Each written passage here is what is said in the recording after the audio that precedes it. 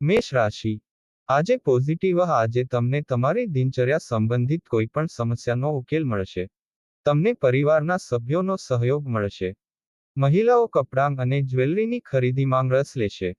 કોઈ ધાર્મિક પ્રસંગને લગતી યોજનાઓ પણ ઘરમાં બની શકે છે. આજે નેગેટિવ ક્યાંક રોકાણ કરતા પહેલા અથવા કોઈને પૈસા ઉધાર આપતા પહેલા તેની સારી રીતે તપાસ કરવી જરૂરી છે.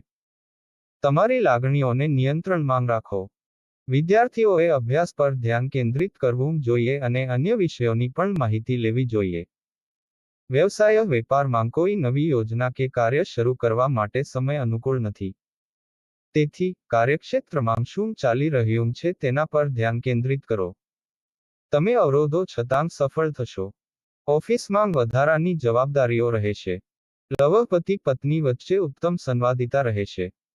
પ્રેમ સંબંધોમાં મધુરતા જાળવી રાખવા માટે